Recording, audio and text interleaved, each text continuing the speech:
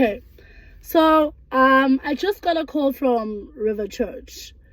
So I think I had to do this video because I've been reiterating the same thing to everyone, saying the same thing, and I feel like, what is there that people are not getting here? Okay, so let me break this down for you. Perhaps then this whole energy and this whole judgment and everyone thinking they know better than we in our journey, or I in my journey, then everyone can like calm down. Okay, so let's start with the fact that this girl calls us because my daughter went to NXT, I went to NXT, and then she then goes on to ask why the name changes. And then I told her about what it means to evolve. And I said to her, in 2019, I came across a post that said, it's either you evolve or you repeat. And I chose to evolve and not repeat. Because repeating is repetition of cycles, repetition of past, repetition of everything that you don't want, basically. And I did not want to repeat. So I wanted to break free from stagnation, cycles, past traumas, childhood stuff. So a lot of healing had to go into my evolution. And ideally, then came in the calling. So my calling came in with a void, very simple. Had everything I wanted, but still did not feel complete, fulfilled.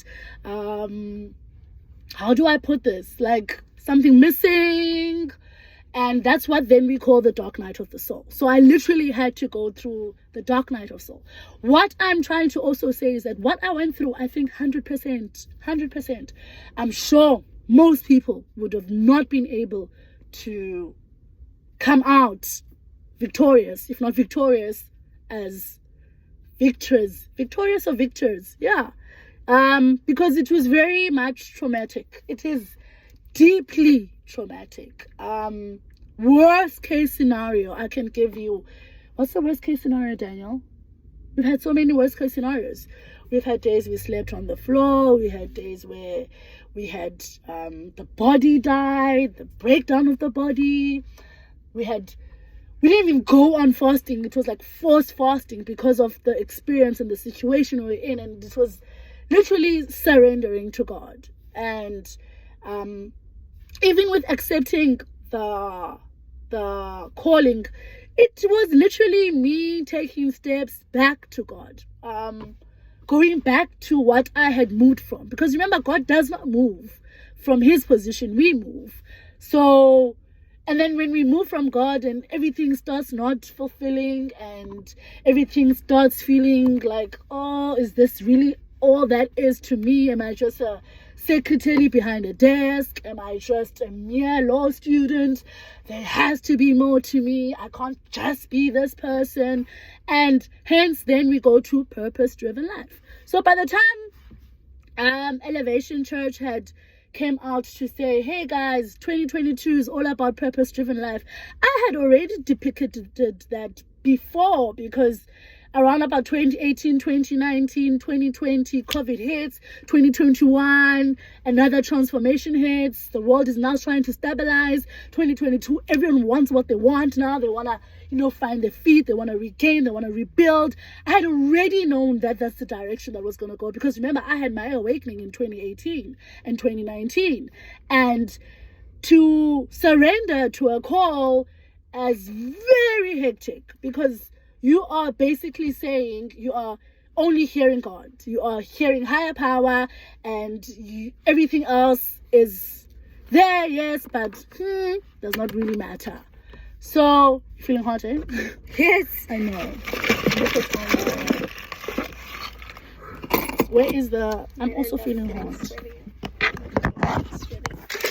Where is the car key?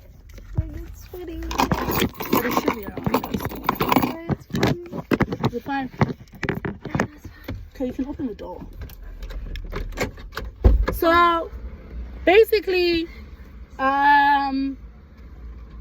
the traumatic experiences happened. God separates. He separated us from our family. That was COVID time. My family, when it came to COVID time, nearly just only kept to themselves, because I remember visiting my daughter. Luckily for safety, I had kept her with her fathers, but even with them, they were trying to at that time separate our relationship, because they were using the whole COVID scenario, circumstances, knowing that, okay, I don't have a family to back up. I don't have a family that's prepared to take Danielle and I. You're playing something that's playing in the car and I'm talking. I didn't know that. So it became one of those where, fine, separation, like Courtney did with her family. Yes, like Courtney did. Already, cool. God is already separating. So it became one of those where separation has happened, and now everyone is either choosing which side they want to go for. And I remember during Christmas dinner, my uncle says, there is going to be a traditional event, February, for anyone, and if you don't go to it, your life is going to crumble down. In spiritual terms, we'll talk about the towers. So I'm already like, but I'm the one with the life that's crumbled down, so it could be me.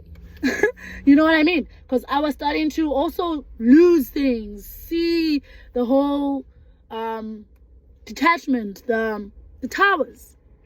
In tarot terms, you'll say towers, but also in spiritual terms, the towers do always fall anyway. Even the twin towers fell. But apparently that was because of also a transition with the twin flames. Hence, we're still going to get to that as well. So, I just had to let God then, teach me. So, I awakened to the twin flame journey. I awakened to... These are the things that I came across on YouTube to help me. Because remember, you don't have a mom, you don't have a dad, so no one's going to be taking your hand, trying to be like, this is how you should live, this is how you should know. You need to allow God to use you. And you need to surrender to what God draws to you. So I learned about the law of the universe. I learned about the double numbers, what they meant, 10, 10, 12, 12, 5, 5 changes. So I knew that the law of the universe exists. It's there, it's functioning, and it makes sense. I guess then that's why you have law as well, hey? Then obviously also being someone who's studying law made sense more. And then now it's just the worlds need to incorporate, they need to balance. So you would find that even if I were to become this lawyer, I need to apply God's principles with the law itself. So if now I were to, let's say, put someone in prison, and God would be like, hey, remember, it's a first-time offender. You can't be pushing to harm and whatever. You know what I mean? You need to also constantly discern. So we literally then... Well, I did. She was just there to experience it. I went through the Galactic Federation. The Galactic Federation, it's got a YouTube page.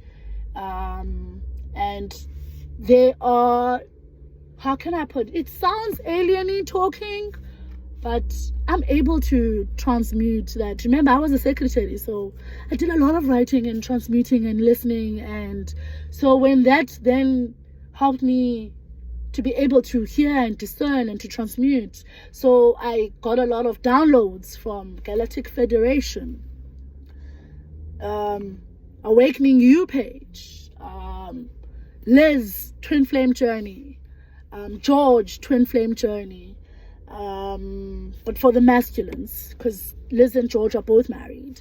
What else did I listen to a lot? Can I use your phone quickly? Yeah. I just want to go onto my YouTube page just to see like what are the things that I remember. I'm trying to remember what other things I had. Ooh, is this your page now? How do I change this?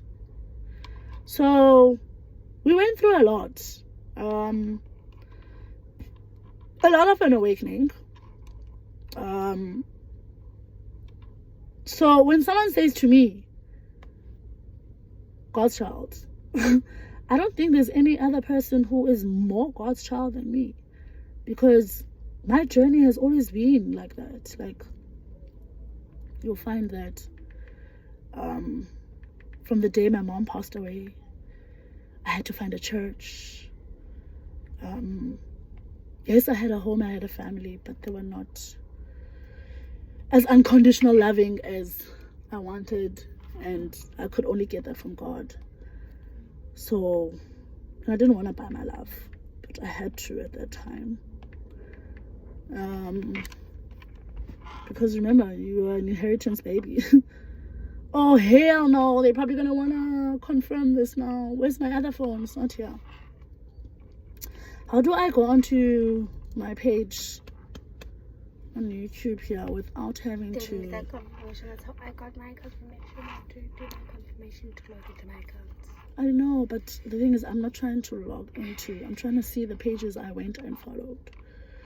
Okay, fine. They're on my Toma Rocks YouTube page, and my Roxzan Parker is just a new page.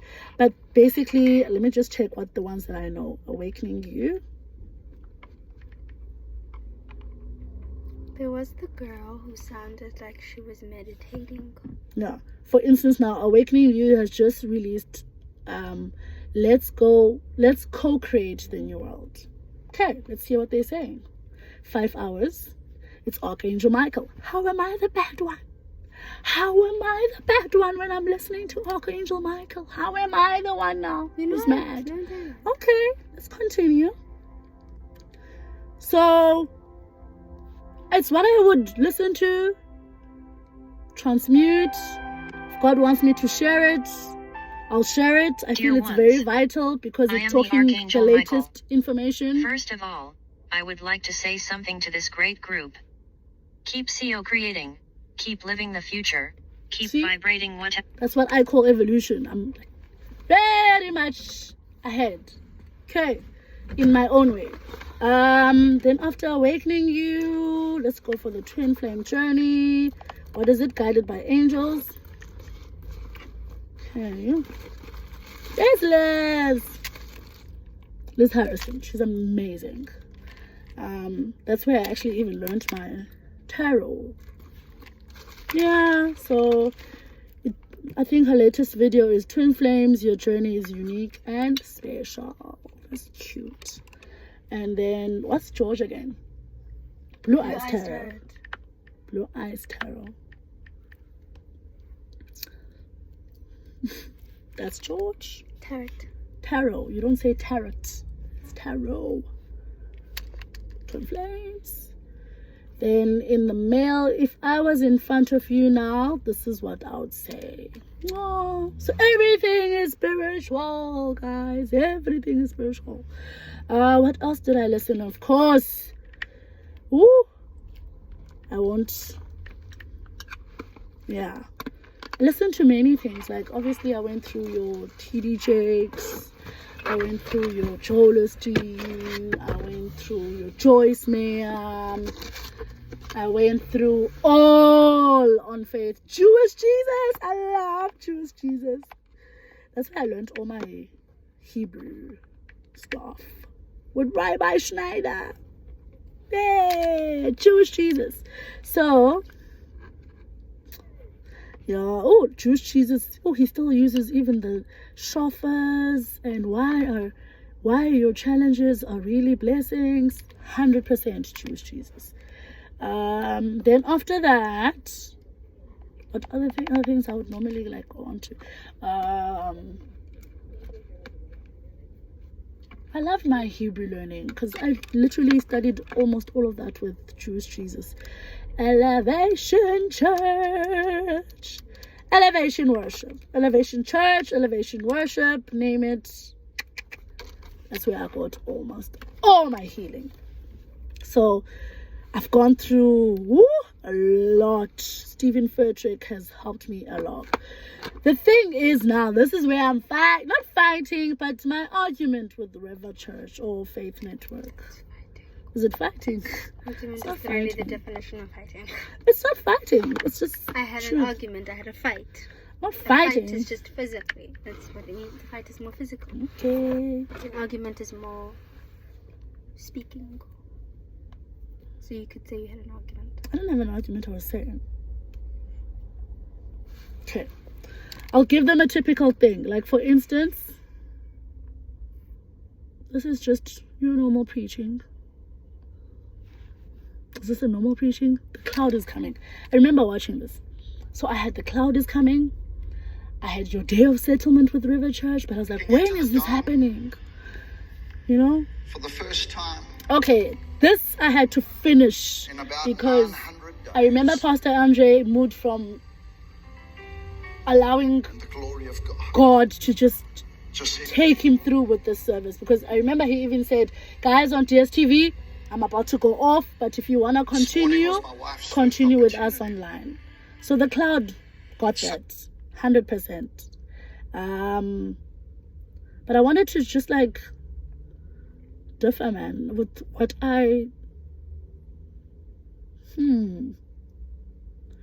yeah, so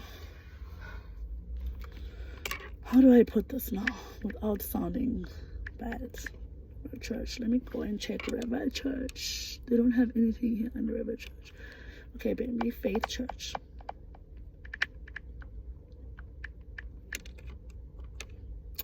Okay, but basically my argument was the style of preaching. It's nothing wrong, but it's just all the same. It's literally all the same. Like, everyone is going on about, we're like making God a quick fix. Write it down. Put it on your shower. You know, sometimes you take Vaseline. This one, This guy, some back. I like he that was guy. good. He preached amazing. Can I tell you what was nice about it? He did God taking through. No, Yes, he did. never mind that. Do you know when you guys started to catch on? As the youngsters and me, well, as someone who was listening. When he said you built different. Okay. For me, when he started saying I'm built different, and I had already listened to Stephen Furtick saying I'm built different, I just felt he just got a narrative of how to then support his thingamajigger, his preaching. It sounded, I remember I even went to pee. I left that service, and you actually are the one who got more into it, because that's when probably it was meant for you. Who knows? But the style, like, I don't know how to put it, guys. Listen to Stephen Furtick. It's not Matthew 10 verse 2 chapter whatever, John 10 verse 10, preach, and then we make God seem like you can grab there, you know, this is your day, this is your ministry, this is your breakthrough, this, and then you feel the hype, and then what happens after you die down on it? And then Stephen Furtick sticks, man. He sticks here, the soul. Hence I keep saying, where is the soul of God? Why is no one preaching the heart of God at that moment? What do you want to hear God as a tangible thing, or do you want to hear something that will stick with you, something that will, hey, his lost preaching stuck even. I mean, well, I've been transmitting all his preachings, the ones that then God will say, share this. So I would listen back then. Because I'm used to being a secretary. I'm used to typing out. I'm used to pausing and listening and typing. But now God has helped me. I figured out YouTube. I figured out how to work YouTube. So I will always be releasing the message. And most of the time when I release the message, I release it so that even the one who doesn't have data, who doesn't have social media platforms, are able to hear the word of God. So I'll take my simple example. Now, since I was at NXT on Friday, and since there was service on Sunday, between the two services, which was the one at River and the one at, Faith Church, and the one with Stephen Furtick, Elevation, what stuck with me? Elevation once again. Must I tell you why? Because he will always go for the heart of God. Stephen is not preaching the same way everyone else is preaching. He's just flowing in preaching. Oh, he's amazing. He preached now on he's still a shepherd. Remember?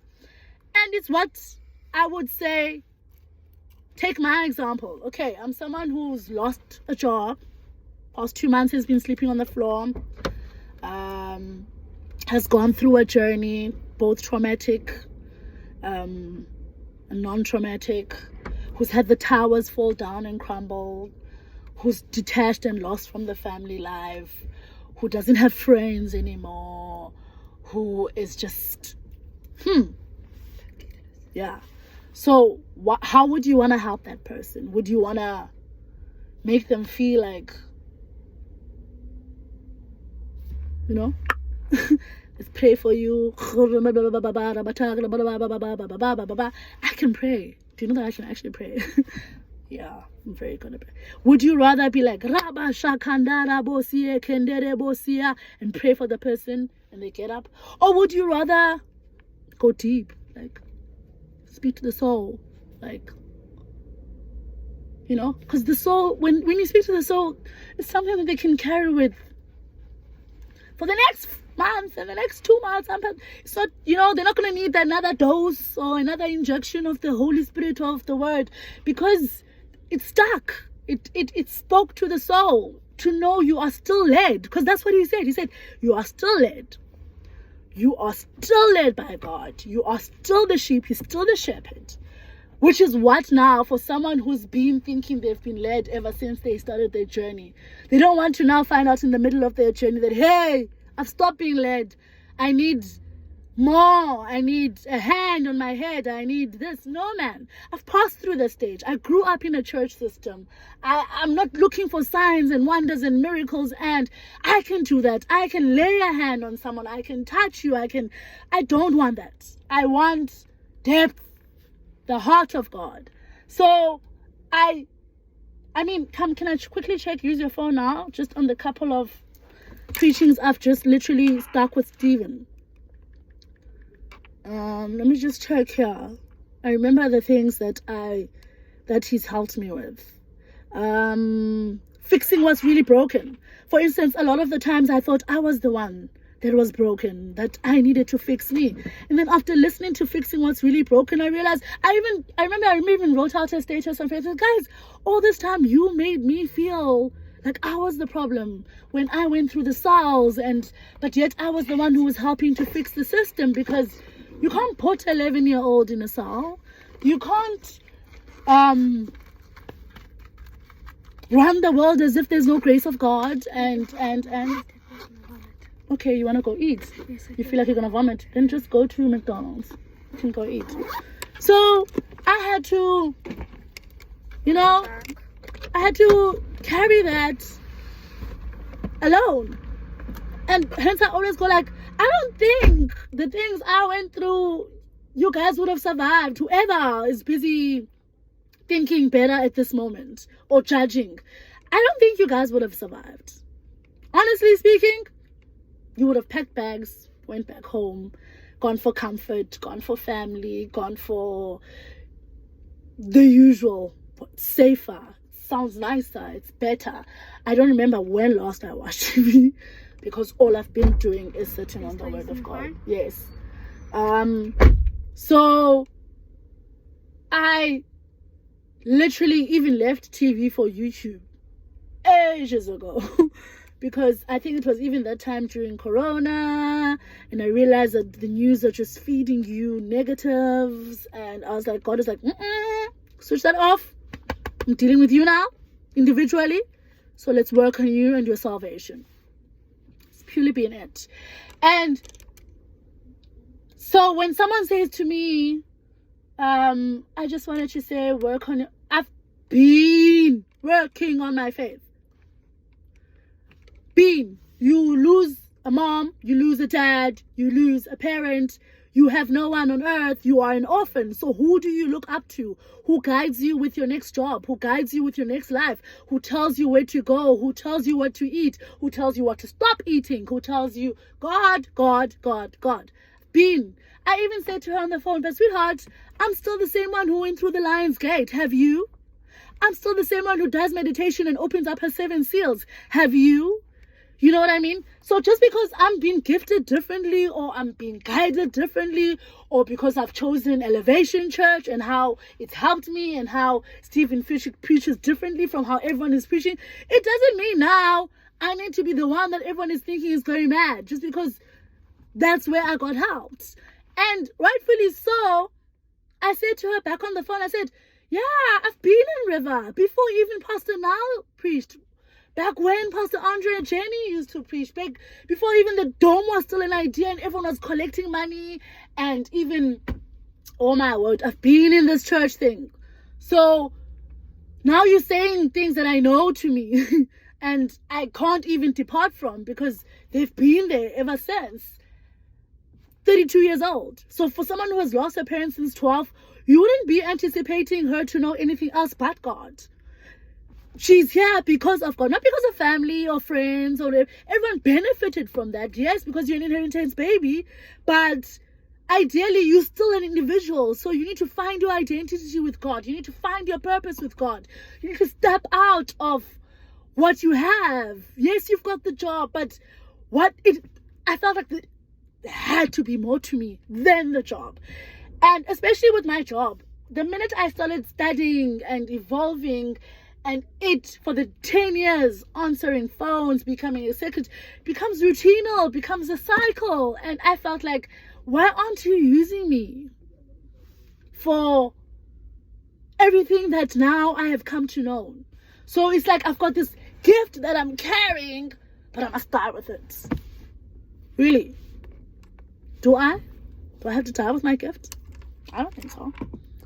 And then Elevation will say, these dry bones will rise. Go to check it out, Elevation Worship. They've got beautiful songs. Let me show you. Let me show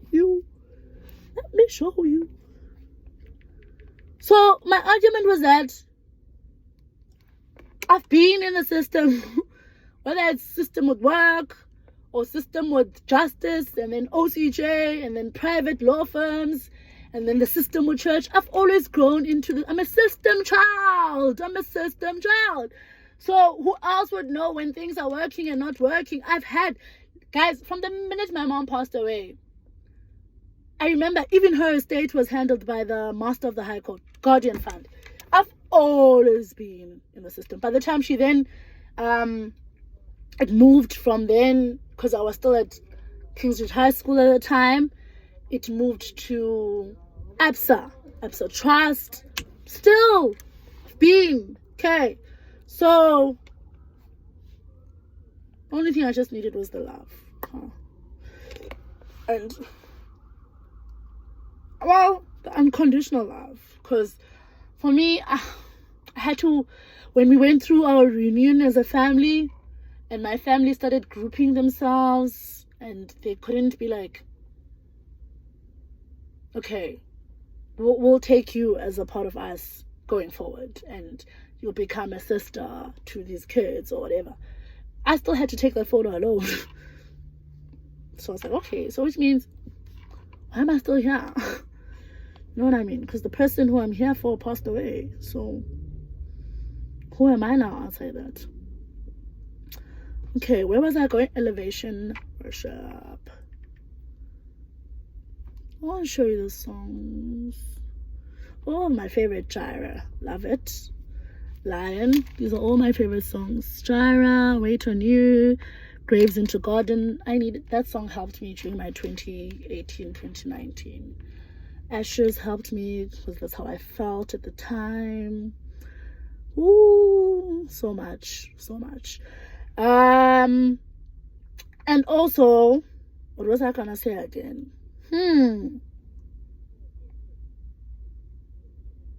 Back to Stephen. So he'll be like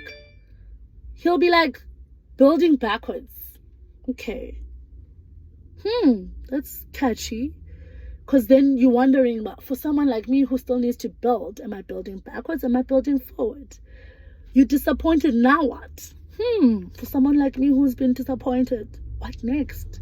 You know, that's the heart. Can you trust God in an uncertainty? Let's see. I'm feeling very uncertain. Let's see what he says. Doubt.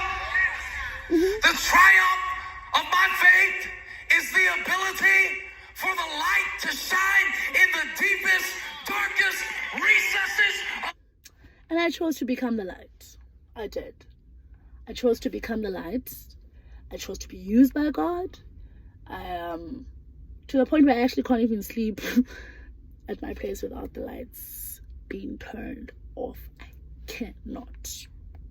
My heart, I got doubts, but I trust him anyway. See? That's what I want to hear. That's what I want to hear. I want to hear that. That's what I want to hear.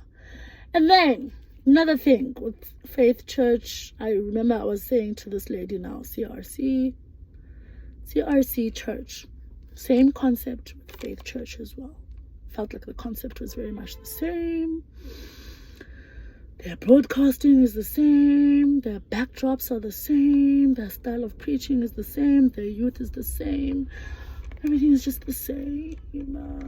Everything is just the same.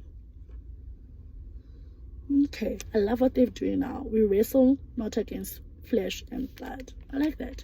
Now they've got nice topics and themes. So when you look for something that speaks to you now. But that's CRC. But with Faith Church, let's go Faith Network or Faith Church. Well, because they've got this, it's just Faith Church and then Revival. You see now, by the time we had spoken about revival, I was like, what happened to that whole thing where you guys said it is a day of settlement is here, your time has come, why are we still going through revival? Didn't we go through the Jubilee with the Queen? Didn't the Queen lead us to show us that we are in revival? I remember I even once said, oh, what's my favorite word? There's this word that I learned during that time. I think I said,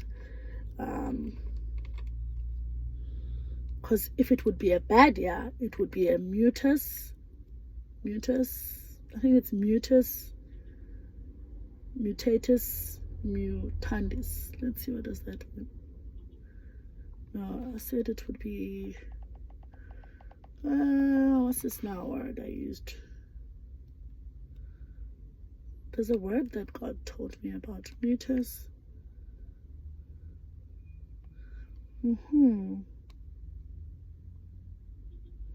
But it means it's going to be a great year. There's this word that the Queen used in Latin. Let's see. Yo, bunamanas. Okay. And yes, it's an annus horribilis year. So, that is how I had felt with my year of 20, there it is. Annus horribilis. That's how I felt with my year of 2018, 19. Because my rape was there, my losing was there. But 2020, when I went through COVID, I understood it was still my evolution. So it was a year of disaster and misfortune right throughout. We had cells, we had prison. Oh, it was traumatic. So when my daughter was crying at NXT, I understood. She comes from a very traumatic experience. But this is what then God revealed during this year, that it would be an annus mirabilis year, which means a remarkable and auspicious year. So, am I the problem?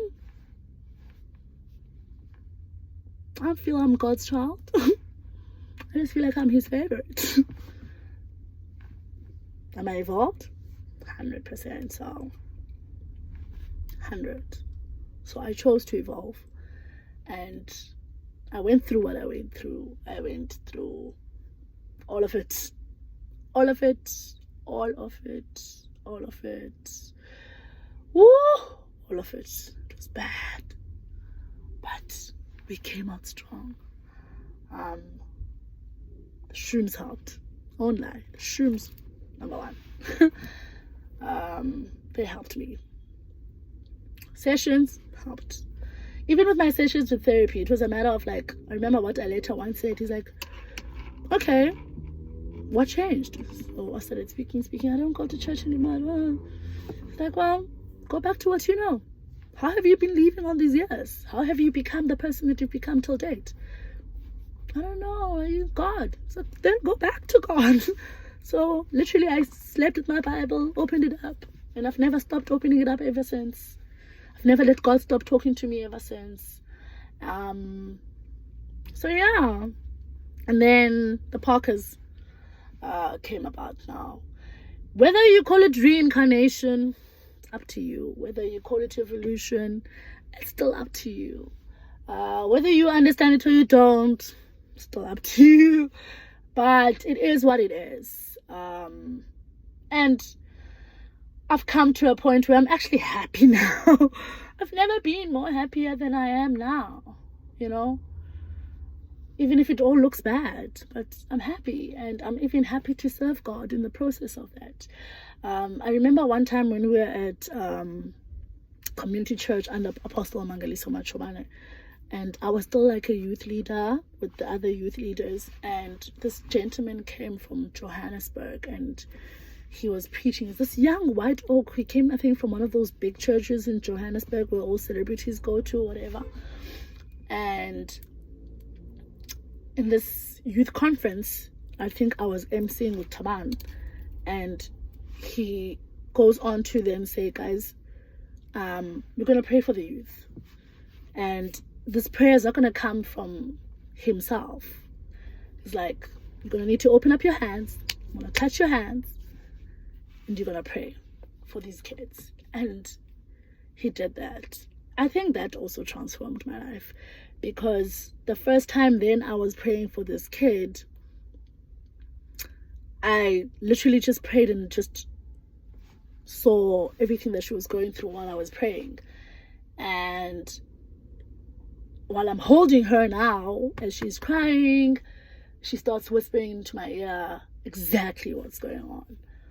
So I knew. I've always known at some point God would use me. At some point I would still need to give back and serve back, and I'm actually happy to serve God, honestly, in all aspects, whether through law, whether through ministry.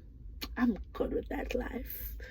Whether I don't have friends, I'm good with that life. Whether I don't have family, I'm good with that life. I'm happy with just being in God. I've always been just in God, so it's nothing new. Like I said, any orphan, any widow, anyone who's going through anything, if you don't align yourself with God, or just, because remember, before you were a person anyway, who were you? Like, before you even had a name, and before you had job applications, and before you had applying for this, and before you thought you wanted this, and who were you? What's your DNA? Who are you? So that's the person you want to remember. That's the person you want to awaken to. The purpose-driven life. Who are we? Who are we meant to be? And what role do we need to play in society, to the world? Who does God want us to be? We can't just be spiritual beings living and making. Then it means we've moved away from God. We're just doing whatever we want to do. And I had gotten to a point where I fed up with that, because I was like, why am I just doing whatever I want to do?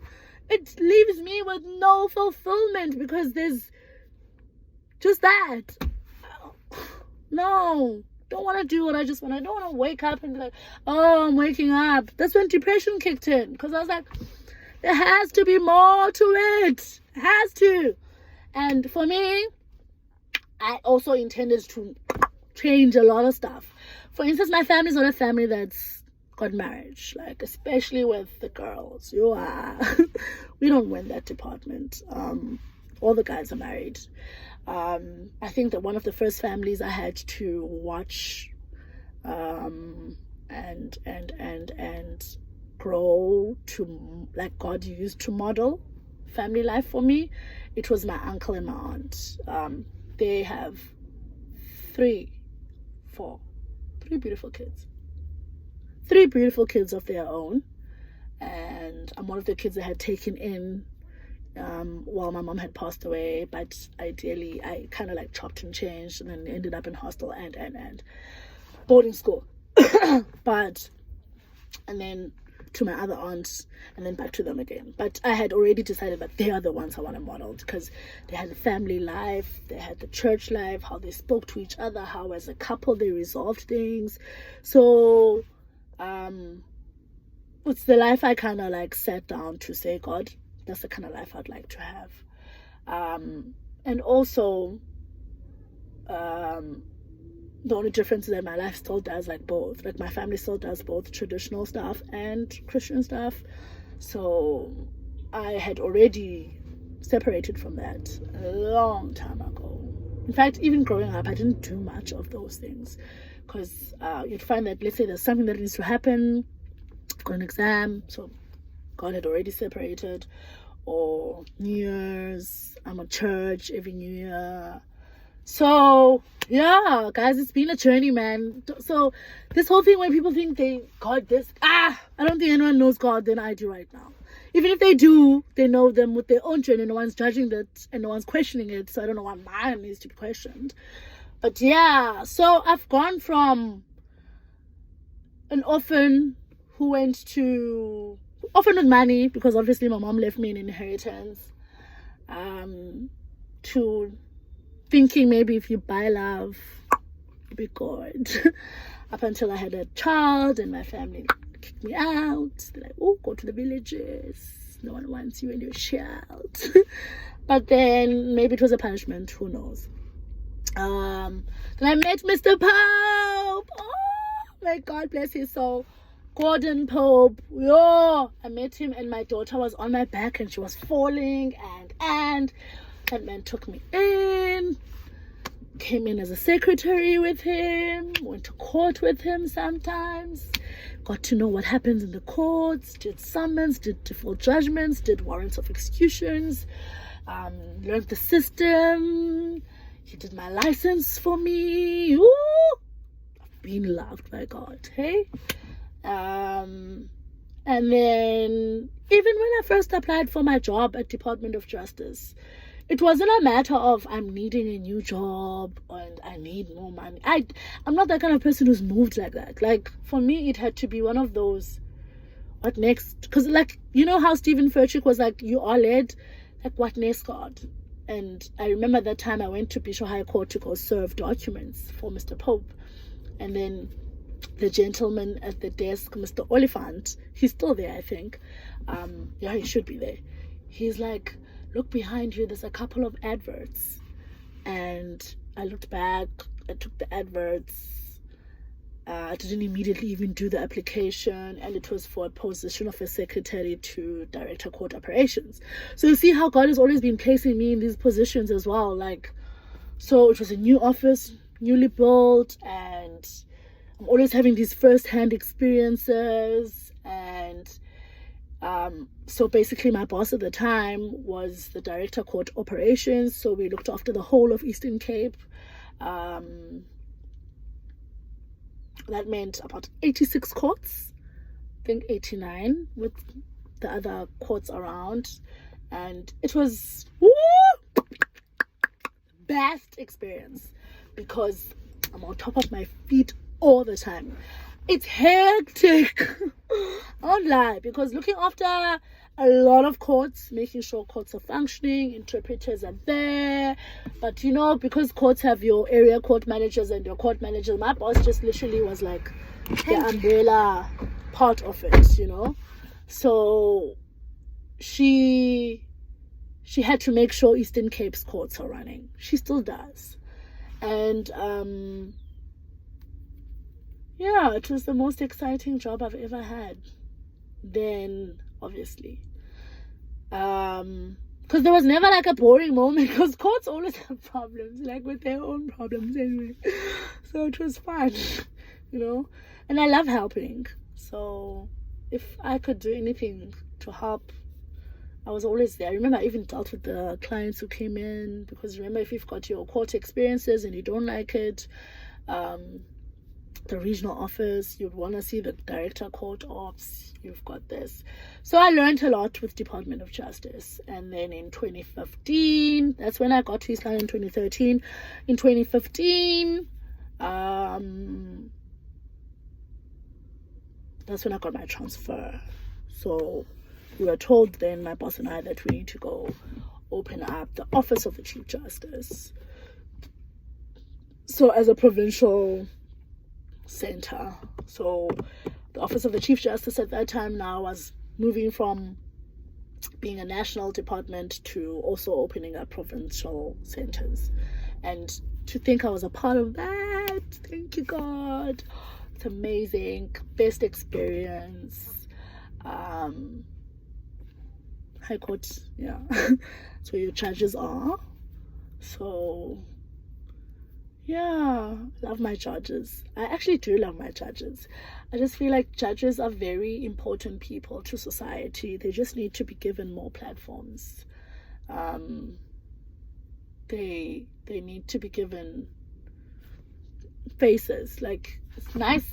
I like what OCJ is doing now, obviously, because now I see like the judiciary, South African judiciary page, it will post, but then it will have like a judge's picture and her name. So we're starting to get, you know, judges, like, because society will have people, and then it will have politicians, and then it will have the church, and then you'll be like, is that all? Are those the only people who matter in the world? And then when you see judges and you work with judges and you see how they are, and when you hold the Constitution, sorry, I felt like I had it. When you hold the Constitution, when you study law and you see the Constitution and you see how anything, like, I mean, any violation, you know. My lecturer, Dr. Ndlovu would say, he would use this word where, I loved this word that he says, I think he would be like, any rule that is inconsistent with the Constitution is a violation of the Constitution, because the Constitution is the cornerstone and it's the highest law of the land as well. So anything then that falls after, whether it's an act or whether it's this, that, it must, Constitution, then Constitution, then. So that's how it's like the Bible, then Constitution is also the Bible, then. So it's both worlds. And both worlds need to be upheld, because if those worlds are not run by the way God wants, then we're saying this kingdom doesn't belong to him. And another powerful thing I think I also came across in my life is when I saw the Chief Justice pray on the vaccines in 2019. I think that moved me. Then I just surrendered to God even more. I was like, use me, Lord, use me. Because it then meant, even if you're in a powerful position, you can't do it alone. You cannot do it without consulting God. And Chief Justice Mokgweetsi Mogoeng showed me that. And he was the first Chief Justice to even, you know, for me, because when I had moved over to the office of the Chief Justice, and then he was also like the Chief Justice at that time. It was lovely for me to watch that and be a part of that experience, because I always felt that then he matters. That's why we are then the office of the Chief Justice. So I always had to try and keep up with my Chief Justice. I love my Chief Justices. And by the time we were doing the current one, for me, God had already said the current Chief Justice would be the Chief Justice. But obviously I could see how everyone was still, you know, gravitating towards the first female. And I did watch both interviews between Justice Maya, Deputy Chief Justice Maya, and Chief Justice Zondo.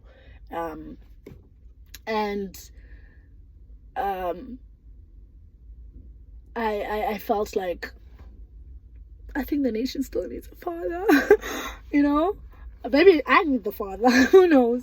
But it was nice to see that even both worlds, you know, with how our world as South Africa is, to even have the idea that could possibly be the first female. Yay! Or the first female, well, it was exciting. But at that time, I still was like, but even, are we ready? And I remember she was even asked that question in her interview, and she said, no, man, guys, if you guys would think that, then it will never happen. And I understood her very much so. But, when Stephen Furtick said this Sunday,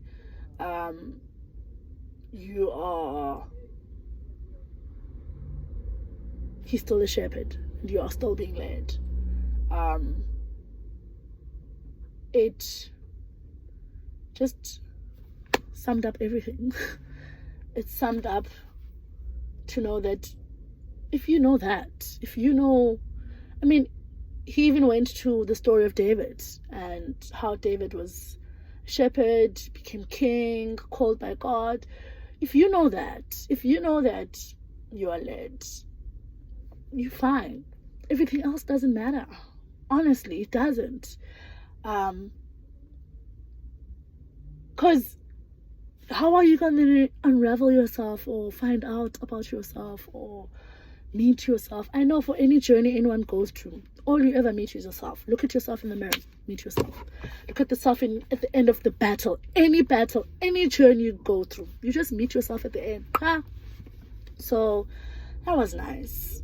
It was a very nice experience. It just reiterated the fact that every single day, I remember even one of my bosses when I left, Mr. D, he was like, one day at a time. It's exactly what I've been doing. One day at a time. So each day, I wake up, God, what next? Voila. For instance, I didn't know I'd be shooting a video now up until I got the call, and I felt like I'm tired because I'm explaining myself, I'm writing here, I'm saying here, let me put it out. Just like how I put it out everything anyway, because I can't even live this life where I hide stuff and I'm holding to stuff. When you're a free soul and you've broken free, nothing else matters. I promise you, nothing else matters. There's no limitations, there's no condemnation. I even said one time to a friend of mine, I said, I hope we understand, as whether the next generation or the current generation, we no longer have to pay a price. We no longer have to sacrifice. He bore it all on the cross. So when I was going through my journey, I would always have moments where I'd be like, yes, I'm dying. I would feel that I'm dying. I had my anxiety attacks. I had my body crumbling and shaking. Try fasting, but for me, it wasn't even me trying fasting. It was no food for a whole month. But the fact that your body breaks and you crumble, I've got a good body now, end result. But to go through that, would you have gone through that? No. And I was not even prepared to find men to try and keep up with food on the table or whatever. I'm not built like that. I can't. Like, I would see, yes, people do it. My age group does it. Guys, it's not me. Full stop. So, yeah. Basically, Roxzan Parker. We are the Parkers. We've evolved to become the Parkers. Whether you guys want to accept it or not, it's up to you. But this constant pulling back, using my old name, this mocking, this judgment, this feeling you need to have a voice as if you know better, yet you haven't even figured out your own life. And even if you did figure out your own life, someone helped you figure it out, or you had a pastor pray for you and your husband, or someone orchestrated your marriage. For me, I don't have that.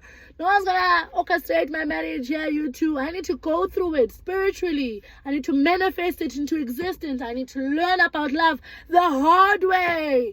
I need to be taught about love the hard way. The hard way. And I've been taught about love the hard way. You must also listen to Giving the Voice of Wisdom. He will speak like God. He will start words with Yeshua said, and you start feeling like, oh, God is talking to me. It's so personal.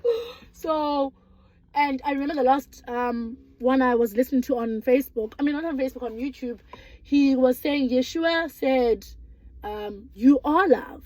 Yeshua said, you've come to this world to manifest love, to be love, to teach people about love. And then you will go onto the Awakening page and they will be telling you the world is transforming. There's crystalline grids. There is the earth. There is the sun. What does the sun help you with? What does the vitamin D help you with? What is the crystalline? What is the Hathors? Who are the Hathors? You know, if those things I'm saying now, with this mouth, I don't even know if I didn't take the journey. I would have known we're into a new earth, into a new world, if I didn't share that. And you guys think now when I share these things, it's a matter of guys, it takes a lot of work. Try listening to 1 hour of an audio before I even was able to now maneuver YouTube and transcribe what's on transcription page of each video. I used to write that thing down and it will be 1 hour of preaching, and God will be like, you listen to preaching, but you are not listening for yourself. You need to offload that. You need to transmute that. You need to deliver it back. Because then if you don't, it becomes a burden. So I'll be sleeping and then I'll be like, okay, sleeping, and then tossing and turning, and then I'm going, okay, I listened to Stephen Frederick and he's preaching about surrendering, or he was preaching about the shepherd, and then I go back to it and I'm like, yo Lord, it's 1 hour longer. He's like, all right, release, transmute. Others are watching you. Minister back. And I did, and I'm still doing it. Obviously, I still work for God, even if it doesn't pay. I don't mind. What's there to life? I've had it all. It didn't fulfill me. 2 cars, they didn't fulfill me. House didn't fulfill me. Financial didn't fulfill me.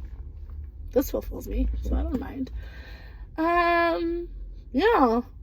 So basically, it's been hectic, man, guys. Now that the one time we choose to love, the one time you even see us and you see this, you're already like, oh, it's disgusting. Why can't you enjoy the fact that, wow, we've actually seen them now. We know who they are now. They've come out. They've changed. They're not the same as they were. Wow, their journey is amazing. Wouldn't you like to? You know what I mean? But obviously, many are called. Few are chosen. I always say. And if I happen to be the one who's part of the group that was chosen and reincarnated to be chosen and was selected, I kind of like knew eventually it would go to that. Because even when I was still in high school, I used to avoid being this Christian girl. Because I was like, these Christian girls are boring. And so I wanted to be a baddie. I didn't want to be seen as this nerd, because I am a nerd. But it wouldn't be cool for back then, obviously. No one wanted to be a nerd back then. But I will still go to SCA, SCO. I'll still do youth. And yeah, I've never stopped. So when someone says to me, blah, blah, blah, I want to refer, I've never stopped. That's the thing. So it's like, to me, you're telling me to go to my father. I've always been with my father. Because my life and yours is not the same. And let me try actually just point it out. Like, from International Assemblies of God, youth, growing up International Assemblies of God, Good News Church in King Williamstown, before it even became what it is, while we were still even at school.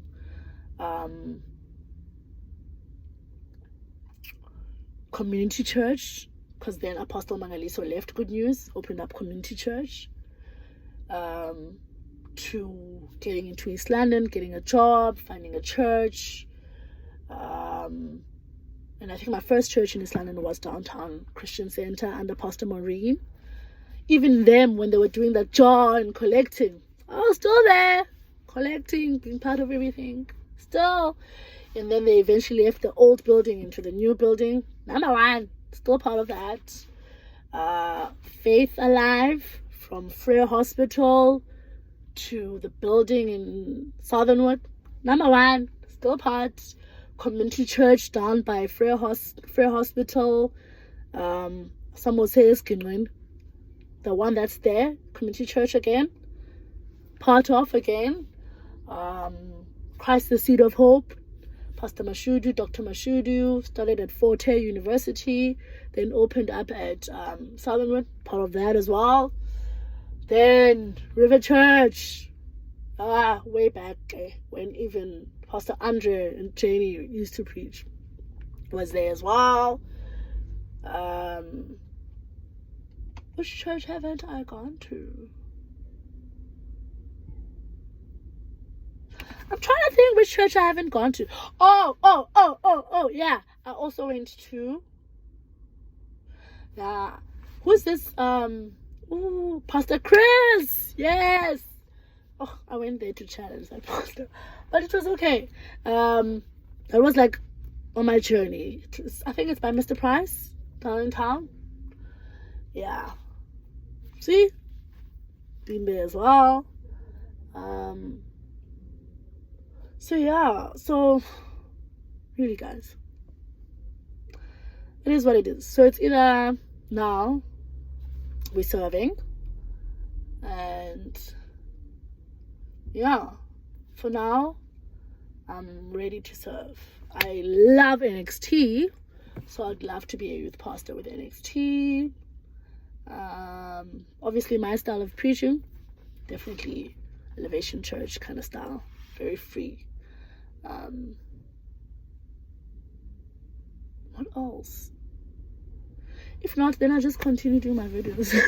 I really couldn't mind. I didn't care. Yeah. Then I had a problem with the idea that I still need to do a 3-year course now. After all that church work. It's like you're saying the whole 5-year journey was for nothing. It was in vain. Like, I didn't learn God. I didn't learn anything. I didn't learn nothing. I didn't evolve to anything. So I still need to do 3 years of indoctrination. Let's see. How much more indoctrination do I need? I've read the whole damn Bible. 5 years. Huh? God? What else? Ooh, really? Okay. Ooh, see, reference YouTube. Oh, this is nice. Oh, this stuff. Okay. Come on. I had to also learn self-mastery. This is when now you kind of like, you see, most people, how do I put this? This thing of healing, where it's a matter of hold my hand and I'll hold your hand, we'll heal. But you also need healing. Like, you'll find that the person who's holding your hand and the other hand also needs healing. So it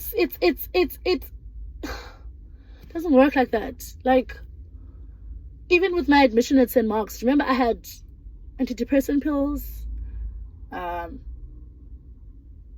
I stopped them because I felt they made me dormant.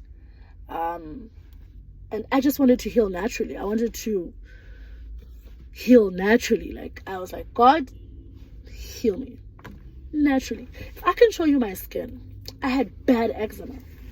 I would never even go naked.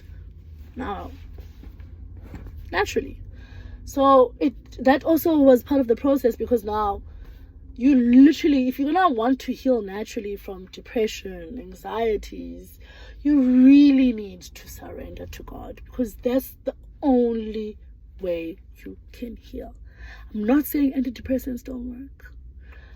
I'm not saying whatever you are given. For me, the kind of person I'm wired, I'm made to be, and the DNA in me, I needed just my psychologist, my psychiatrist, and to deal with the things that I dealt with in therapy, whether they were childhood traumas, whether I started learning how to speak, because most of the time, even before I went to St. Mark's, I had a lot that I bottled in. I didn't know how to speak. I knew to speak, but I didn't know how to speak feelings, emotions, and expressions and speak. I know, I've got it. Trust me, I've got it. But I wasn't someone who was able to trust easily and speak about personal stuff. So when I learned to speak, that's when I was like, I'm never sitting right in front of you again, guys. Because now I've learned to speak. So I'm never going to carry these things alone now, all these burdens alone, and feel this heaviness alone. Not when I know now how to speak. And also, with one of the things Aleta once said when I sat in front of her, she's like, you're not the first person to sit in front of me. And you're surely not the last. And there are many people who have sat where you've sat. Some have even released books. But all I'm going to say to you is that go back to what you left. And for me, I left God.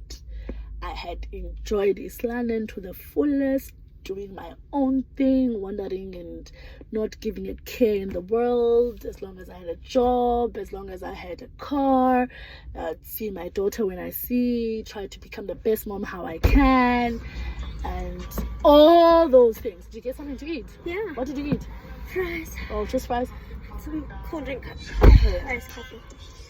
So, to find yourself again, to be confident in yourself and be strong and become this person that you are now, it needed no one else but God.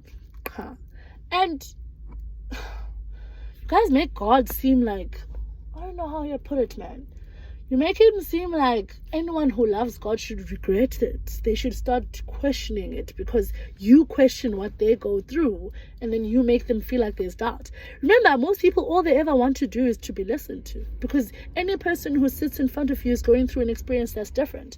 As long as you see that it's working for them, then you're like, remember, God is in you. So with self-mastery, or with the journey where I said to you that for me, I chose to heal and allow God to heal me naturally, no antidepressants, no this, no that, no that. It's that self-mastery, it's that human being aspect of knowing that you are a spirit in a body, number one. So if you don't work with the spirit, the body is just a body. So you can, even the way now how theology is changing, or ministry is changing, or it's, everyone now needs to know they have the button, they have it within them. It's not, how do I put this, Lord? It's you and I remember that's how I even started understanding how I'm the bride of Christ. You and God are one. Finished. If you understand that you and God are one, if you understand that you are the temple, this body is the temple of God, His Holy Spirit lives in it, so you won't be, okay, I try not sexing and sleeping and having different men and boyfriends and whatever, because that's how I understand my body to be. But if you understand that, if you understand who you are in God, and you understand that you are led by God, whether you are reading a sign or whether there's numbers on the clock which says 12:12, which means changes, or 5:5 or 2:2 or 10:10 or 11:11, angel number 11:11. Whether you're driving your car and you understand that God speaks to you in those ways, good, because you are an individual, you are a soul. And what you need more is to also know that balanced life is not a balanced life because you have a car, a house, and you've got money, so you feel you're balanced. No, those things, they come and go. That's why you have a car accident 2 minutes ago, it's gone. You can't attach to material items. They come and go. I wish I could emphasize that. Balanced life means mind, body, and soul. If you've got that, you're fine. So yeah, guys. Daniel Parker. Nothing to say. Okay. It's been hectic for us.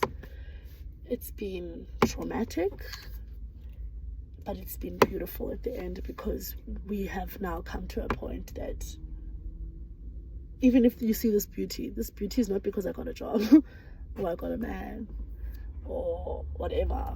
No, it still came out of pain, because those were my pensions, and we bought hair and I needed clothes. So it's not something that we enjoy. Don't think it's a matter of, oh, these are enjoying their last money. There's nothing to enjoy. You are putting us in a position where we can't enjoy. So we need to be wary, cautious, careful, because our life is what everyone is waiting to see. But is it going to crumble? Is it going to fall apart? Is it going to be a disaster? Where's God's glory? Where's God's revelation in this? Where are they going with this with God? That's the problem. And like I said, if we've had the Jubilee, if God has said it's an annus mirabilis year, stick to that. It's not a bad year. Wait, is annus mirabilis bad again? I keep using it. Annus mirabilis. No, can I just type for it? Yes. It's a remarkable and auspicious year. Let's keep it to that, guys. Okay? Lots of love. The Parkers.